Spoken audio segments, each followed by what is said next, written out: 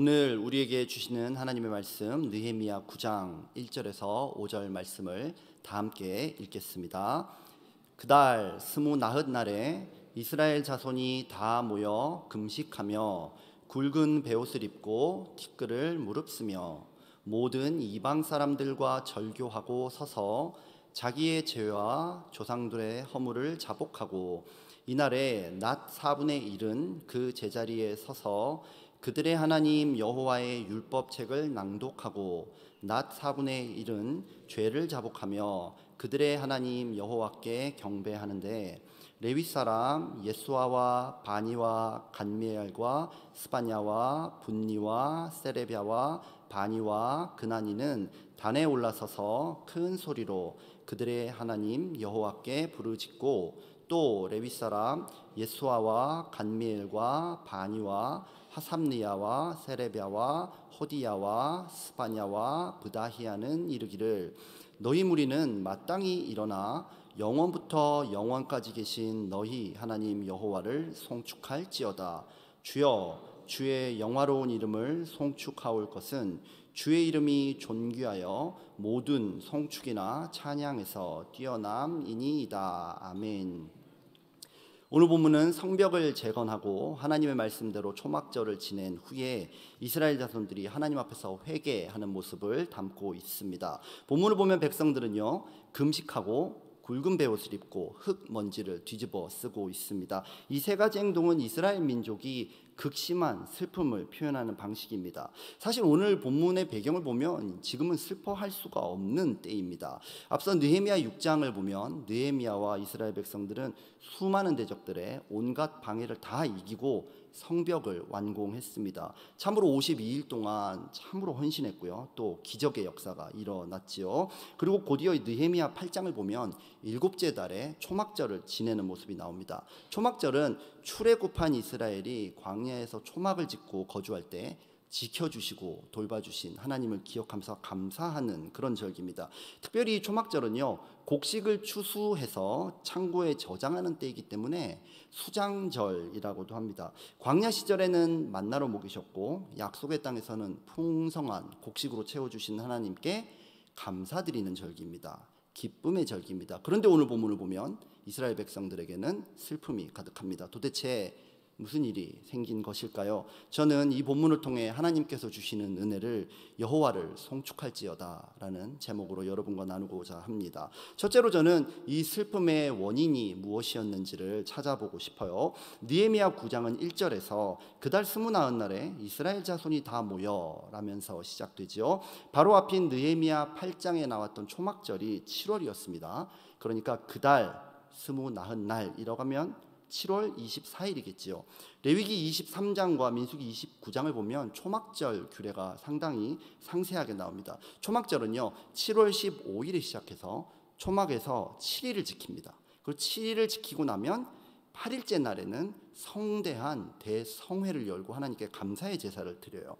7월 15일부터 총 8일이니까 7월 22일에 성대한 행사가 끝났습니다. 그리고 고생했으니까 23일은 푹 쉬었을 것 같습니다. 성전도 재건됐고요, 성벽도 재건됐고, 추수도 끝났고, 절기도 끝났고, 큰 성회까지 다 마쳤기 때문이에요. 은혜까지 넘쳐나고 있습니다. 그런데 24일이 되면 아침부터 회개의 역사가 일어납니다. 그 말은 뭐냐면 23일이 평범한 휴식일이 아니었다는 얘기입니다. 22일까지 받은 넘치는 은혜, 그리고 그 은혜와 대비되는 자신들의 죄. 아마도 23일은 아주 불편한 그런 날이었을 거예요. 은혜를 많이 받은 사람일수록 더 많이 괴로웠을 것이고요. 또 당장 뛰쳐나와서 회개하지 않고는 견딜 수 없는 그런 심령이 되었을 것입니다. 참 신기해요. 우리가 보통 생각할 때는 나쁜 사람이 회개할 것 같지요. 그런데 그렇지 않습니다. 은혜 받은 사람이 회개합니다. 또 정반대로 성격이 착한 사람이 회개를 잘할 것 같아요. 그런데 그렇지 않습니다. 말씀을 듣고 말씀을 순종하는 사람이 회개합니다. 왜냐하면요 회개는 회개로 끝나지 않고 반드시 구원으로 이어지기 때문입니다. 그러니까 회개하는 사람은 곧 구원받을 사람입니다. 이 구원은 하나님의 선물이기 때문에 하나님이 구원하기로 작정한 사람만 회개할 수 있는 거예요. 그리고 지금 이스라엘에는 그 역사가 일어나고 있습니다. 느헤미야 9장 3절 말씀을 함께 읽어보겠습니다. 이날에 낮 4분의 1은 그 제자리에 서서 그들의 하나님 여호와의 율법책을 낭독하고 낮 4분의 1은 죄를 자복하며 그들의 하나님 여호와께 경배하는데. 아멘. 낮은 12시간이죠. 그러니까 그 4분의 1이라고 하면 3시간입니다. 이들은 모이자마자 3시간 동안 율법을 들어요. 그리고 곧 이어서 3시간 동안 회개하면서 기도합니다. 제가 만약 지금부터 3시간 동안 여러분 앞에서 성경을 봉독하고 이제 이 예배를 마친 후에 3시간 동안 회개 기도를 하자, 그렇게 하면 어떨까요? 여러분도 힘들겠지만 저도 힘들 겁니다. 그런데 지금 이스라엘 안에는 회개의 갈망이 일어나고 있습니다. 이 힘든 회개를 도대체 왜 하려고 하는 걸까요? 하나님의 은혜가 있기 때문입니다. 하나님이 구원하시고 성벽을 재건하시고 우리 민족을 먹이고 살리신 그 은혜가 너무나 크기 때문에 회개하지 않고는 견딜 수 없는 그런 갈망에 사로잡혀 있는 것이죠. 지난 주일 한어 유년부 예배 주제는 광야에 외치는 자의 소리였습니다. 원래 설교는요, 제가 이제 학생들에게 우리 세례 요한처럼 예수님의 길을 예비하는 참 제자가 되자, 이제 이게 저희 주제였어요. 한어 유년부 설교는 저한테 매주 참 엄청난 도전입니다. 새벽 예배 때는 제가 이렇게 설교를 해도 누가 뭐 손을 들고 질문을 한다든지 아니면 그건 아닌 것 같다 이렇게 대놓고 얘기하는 분은 없잖아요. 근데 유년부는 좀 달라요. 설교를 시작하면서 제가 이제 설교 도입 부분에 세례 요한이 회개하라고 했으니까 우리도 다 회개해야 됩니다 이렇게 얘기했더니 한 학생이 손을 딱 들더니 전도사님 저의 죄를 고백합니다 그러더니 막 죄를 하나 둘 셋 이렇게 얘기하기 시작하는 거예요. 그래서 저는 그 학생의 고백을 들으면서 이 학생의 이 죄 고백을 듣고 다른 학생들이 굉장히 오해할 수 있겠다 이런 생각이 들었어요. 그래서 여러분 우리는 전부 다 죄인입니다. 전부 다 회개해야 돼요. 그랬더니 한 학생이 전도사님도 회개하셔야 됩니다. 가슴이 뜨끔하더라고요. 그때 뭐 그렇게 넘어갔어요. 그런데 한 학생이 저를 딱 보더니 뭐라 그러냐면 저는 회개할 게 없습니다 그러는 거예요. 저는 그 순간 그동안 준비했던 모든 설교를 싹 다 잊어버리고 멘붕 상태에 빠졌는데 참 하나님이 지혜를 주셨어요. 하나님의 말씀이 떠올랐습니다. 요한일서 1장 10절 말씀인데요, 우리 다 함께 읽어볼까요? 만일 우리가 범죄하지 아니하였다 하면 하나님을 거짓말하는 이로 만드는 것이니 또한 그의 말씀이 우리 속에 있지 아니하리라. 아멘. 죄인이 죄 없다고 하면 그건 하나님이 거짓말쟁이라는 얘기다. 그러니까 죄 없다고 말하는 게 제일 큰 죄다 이렇게 얘기하고 너 회개해야 돼 그렇게 얘기한 다음에 이제 설교를 이어가야 되는데 문제는 설교할 내용이 머릿속에서 다 지워져 버려가지고 도대체 무슨 말을 어떻게 해야 되고 설교를 어떻게 마무리해야 될지를 모르겠는 거예요. 그래서 무조건 처음부터 끝까지 회개해라 그러고 설교를 끝냈어요. 근데 이게 사실은 설교를 끝냈다기보다는 그냥 어떻게 수습이 된 거예요. 수습이 되고 이제 기도합시다. 우리 무조건 기도합시다. 우리 기도를 시작했습니다. 근데 내가 회개해야 되겠구나. 내가 설교 준비를 이렇게 해서 우리 다음 세대를 참으로 일으켜 세울 수 있는 그런 사람인가 막 하나님 앞에 회개가 되는데 통성 기도를 시작하고 저는 바로 눈을 뜰 수밖에 없었습니다. 제일 앞줄에 앉은 학생들이요 얼굴이 빨개지도록 간절하게 기도하고 있었습니다. 그 중에 한 아이는요 눈물을 펑펑 쏟으면서 기도하는 거예요. 역시 어린 예배나 성인 예배나 앞자리가 은혜의 자리입니다. 제가 볼 때 아무리 봐도 그 학생은요 펑펑 울 만한 죄를 저지른 것 같지 않은데 말입니다. 그리고 저는 알게 됐어요. 하나님께서 그 학생의 마음 안에 회개를 향한 갈망을 주셨던 것입니다. 하나님의 말씀에 비추어 보니까 내가 죄인인 것이 보입니다. 하나님께 가까이 갈수록 그 죄가 더 선명하게 보이는 거예요. 그래서 회개할 것이 없다 이렇게 말하는 것은요 하나님으로부터 아주 멀리 떨어져 있는 아주 위험한 그런 상태라는 것입니다. 자기 죄로 인해서 울고 있는 그 학생을 보면서 제가 저 녀석 착한 줄 알았는데 죄가 아주 많구나 그렇게 생각했을까요? 아니면 하나님이 저 아이를 정말로 사랑하시는구나 그렇게 생각했을까요? 저는 우리 한어유년부에 그달 90날의 역사가 일어날 줄 믿습니다.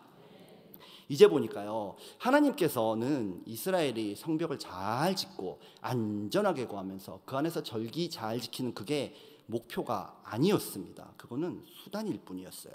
하나님은 성벽과 절기라는 외적인 틀 안에서 회개라는 내적인 역사를 일으킴으로 이스라엘 백성을 온전하게 회복하고자 하셨던 것입니다. 지금 이 순간이야말로 이스라엘이 참으로 재건되는 순간인 줄 믿습니다.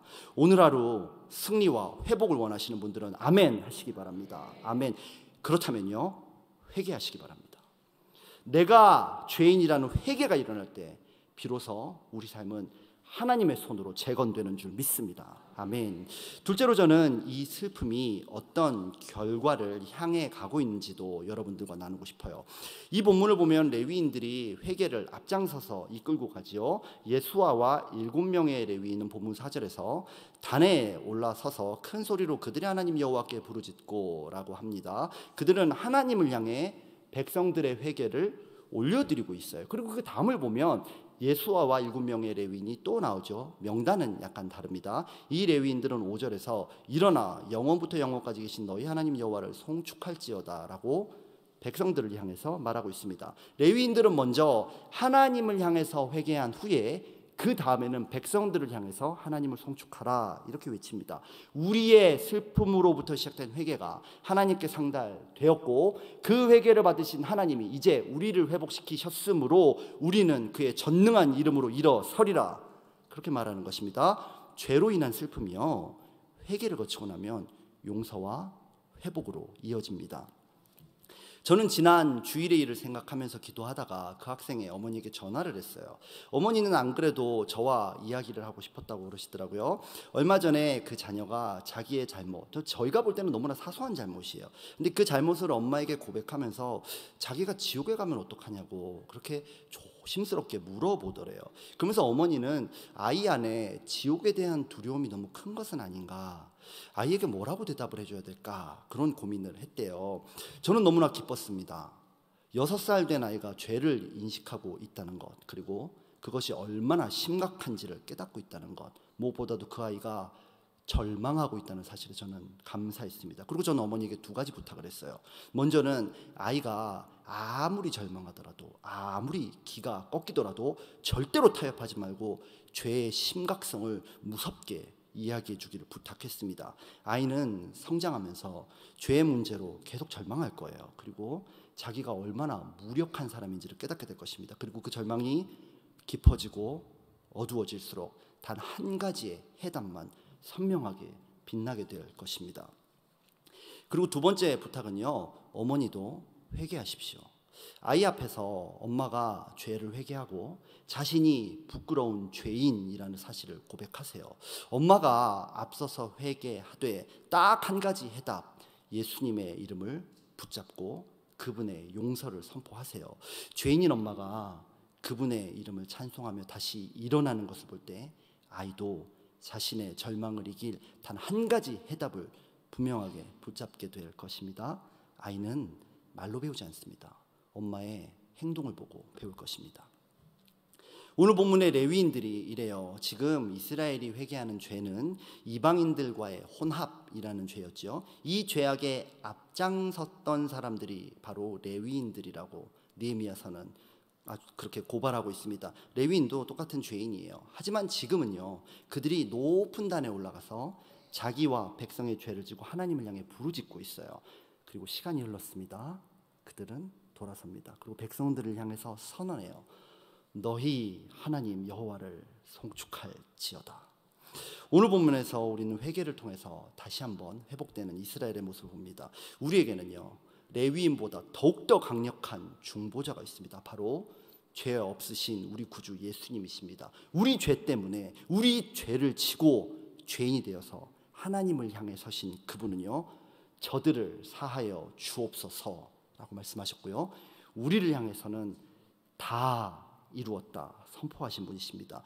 우리의 깊은 절망과 슬픔, 죄와 고통, 이거의 끝은 무엇일까요? 정말 절망으로 끝나겠습니까? 그렇지 않습니다. 십자가에 높이 달려 계신 우리 구주 예수 그리스도를 바라보며 저 죄가 무엇인가? 바로 나의 죄구나. 나의 죄는 무엇인가? 하나님의 아들이 십자가에 달려 죽을 정도로 심각한 죄로구나. 그것을 바라보며 회개할 때요, 예수님 우리에게 말씀하실 거예요. 다 이루었다. 그리고 우리는 그렇게 말할 거예요. 나의 구주 예수 그리스도를 송축합니다.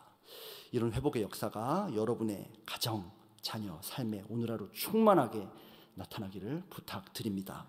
아멘. 우리 다 함께 기도하겠습니다. 주님, 우리는 죄인입니다. 그러나 하나님은 이 죄인을 사랑하셨습니다. 그리하여서 하나님의 유일한 아들 예수 그리스도를 보내주시고 나 때문에 그분이 벌을 받게 하셨습니다. 우리 주 예수를 바라보며 우리 주님 우리를 위한 기도 저들을 사하여 주옵소서. 또한 우리는 우리 주님께 감사와 영광 송축을 올려드리는 인생 되게 하여 주옵소서. 오늘 이제 우리 함께 기도할 때 우리의 죄와 허물을 우리 예수님 앞에 마음껏 털어놓기 원해요. 우리가 죄인인 거 감추지 않고 우리 주님 앞에 털어놓기 원합니다. 우리의 마음을 성령으로 감동하셔서 우리의 죄를 주님 앞에 드러내는 시간 되게 하여 주옵소서. 다 이루었다 하신 예수님과 동행하는 우리 될 줄 믿습니다. 모든 것을 감사드리며 예수님의 이름으로 기도합니다. 아멘.